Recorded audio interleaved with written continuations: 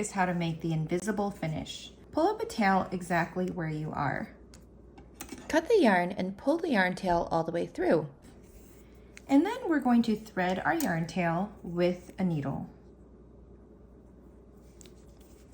Then we are going to skip the next stitch here and go from front to back in the next stitch over.